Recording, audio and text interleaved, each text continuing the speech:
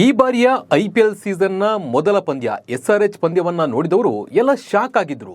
ಇವರನ್ನ ಹೇಗೆ ಕಟ್ ಹಾಕೋದಪ್ಪ, ಇವರ ಬ್ಯಾಟಿಂಗಿಗೆ ಹೇಗೆ ಬ್ರೇಕ್ ಹಾಕೋದು ಅಂತ ಎಲ್ಲ ತಲೆ ಕೆಡಿಸ್ಕೊಂಡಿದ್ರು.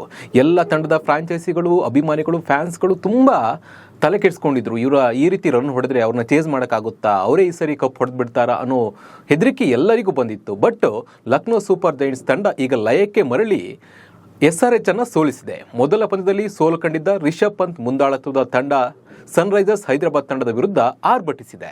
ಬೌಲಿಂಗ್ ಹಾಗೂ ಬ್ಯಾಟಿಂಗ್ನಲ್ಲಿ ಸ್ಥಿರ ಪ್ರದರ್ಶನವನ್ನು ನೀಡಿದ LSG ಮೊದಲ ಜಯದ ನಗೆಯನ್ನು ಬೀರಿದೆ. ಮೆಗಾ ಹರಾಜಿನಲ್ಲಿ ಮಾರಾಟವಾಗದೆ ಉಳಿದಿದ್ದ ಶಾರ್ದೂಲ್ ಠಾಕೂರ್ ಲಕ್ನೋ ತಂಡದ ಲಕ್ಕನ್ನು ಚೇಂಜ್ ಮಾಡಿದ್ದಾರೆ. ಲಕ್ನೋ ತಂಡದಲ್ಲಿ ಹೇಗೆ ಶಾರ್ದೂಲ್ ಮಿಂಚಿದ್ರು ಅನ್ನೋದನ್ನು ನಿಮಗೆ ತಿಳಿಸಿಕೊಡ್ತೀನಿ. ನಾನು ನಿಮ್ಮ ಶಿವರಾಜ್ ಬಾಣಂಕಿ. ನೀವು ಸುದ್ದಿ ಅನ್ನೋದ ಸಬ್ಸ್ಕ್ರೈಬರ್ ಆಗೋದನ್ನು ಮರಿಬೇಡಿ. ಹಾಗೆ ಈ ವಿಡಿಯೋವನ್ನು ಕೊನೆ ತನಕ ನೋಡಿ. IPL 2025ರ 7ನೇ ಪಂದ್ಯವು ಸನ್ರೈಸರ್ಸ್ ಹೈದರಾಬಾದ್ ಮತ್ತು ಲಕ್ನೋ ಸೂಪರ್ ಜೈಂಟ್ಸ್ ನಡುವೆ ನಡೆಯಿತು. ಈ ಪಂದ್ಯದಲ್ಲಿ ಮೊದಲು ಬ್ಯಾಟಿಂಗ್ ಮಾಡಿದ ಹೈದರಾಬಾದ್ ತಂಡವನ್ನು 190 ರನ್ಗಳಿಗೆ ಕಟ್ಟಿ ಹಾಕುವಲ್ಲಿ ಲಕ್ನೋ ತಂಡ ಯಶಸ್ವಿಯಾಗಿತ್ತು. ಅದರಲ್ಲೂ ಲಕ್ನೋ ಪರ ಮಾರಕ ದಾಳಿ ನಡೆಸಿದ ಶಾರ್ದೂಲ್ ಠಾಕೂರ್ SRH ಓಟಕ್ಕೆ ಬಿಗ್ ಬ್ರೇಕ್ ಅನ್ನೇ ಹಾಕಿದ್ರು. 2025ರ IPL ಮೆಗಾ ಹರಾಜಿನಲ್ಲಿ ಅನ್ಸೋಲ್ಡ್ ಆಗಿದ್ದ ಶಾರ್ದೂಲ್ ಠಾಕೂರ್ ಕೊನೆಯ ಕ್ಷಣದಲ್ಲಿ ಲಕ್ನೋ ತಂಡವನ್ನು ಸೇರಿದ್ರು. ಇವರು ತಂಡಕ್ಕೆ ಸೇರ್ತಾ ಇದ್ದಂತೆ ಲಕ್ನೋ ತಂಡಕ್ಕೆ ದೊಡ್ಡ ಬಲವೇ ಬಂದಂತಾಗಿದೆ. ಈ ತಂಡದ ಪ್ರಮುಖ ಬೌಲರ್ಗಳು ಗಾಯಕ್ಕೆ ತುತ್ತಾಗಿದ್ದರಿಂದ ಶಾರ್ದೂಲ್ ಠಾಕೂರ್ ಅಮೋಘ ಬೌಲಿಂಗ್ ಅನ್ನ ಮಾಡಿದ್ರು. ಹೈದರಾಬಾದ್ ತಂಡದ ಬ್ಯಾಟಿಂಗ್ ಲೈನಪ್ ಅನ್ನ ಸಂಪೂರ್ಣವಾಗಿ ನಾಶವನ್ನ ಪಡಿಸಿದ್ರು. 2ನೇ ಪಂದ್ಯದಲ್ಲಿ ಅಮೋಘ ದಾಳಿಯನ್ನ ಎದುರಿಸುವಲ್ಲಿ SRH ತಂಡ ವಿಫಲವಾಯಿತು.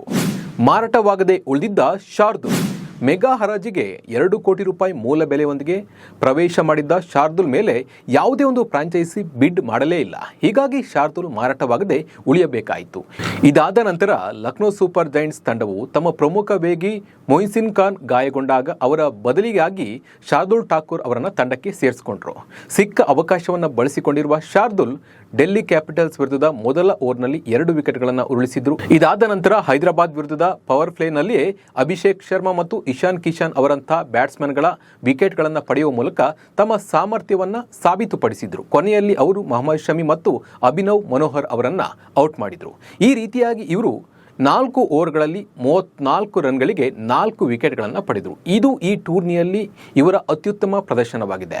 ಶಾರ್ದೂಲ್ ಈ ಆವೃತ್ತಿಯ ನಂಬರ್ 1 ಬೌಲರ್ ಆಗಿ ಹೊರಹೊಮ್ಮಿದ್ದು ಪರ್ಪಲ್ ಕ್ಯಾಪ್ ಇವರು ಪಡೆದಿದ್ದಾರೆ. ಒಟ್ಟಿನಲ್ಲಿ ಯಾರನ್ನ IPLನಲ್ಲಿ ಕಡೆಗಣಿಸಿದ್ರೋ ಅವನೇ ತನ್ನ ತಾಕತ್ತು ಏನು ಅನ್ನೋದನ್ನ ತೋರಿಸಿದ್ದಾನೆ. ಸಿಕ್ಕ ಅವಕಾಶವನ್ನು ಬಳಸಿಕೊಂಡು ತನ್ನ ಶಕ್ತಿಯನ್ನು ತೋರಿಸಿದ್ದಾನೆ. ಶಾರ್ದೂಲ್ ನಿಜಕ್ಕೂ ಗ್ರೇಟ್. ಇವರ ಬಗ್ಗೆ ನಿಮ್ಮ ಅನಿಸಿಕೆ ಮತ್ತು ಅಭಿಪ್ರಾಯವನ್ನು ನಮಗೆ ಕಮೆಂಟ್ ಮೂಲಕ ತಿಳಿಸಿ. ನಮಸ್ಕಾರ.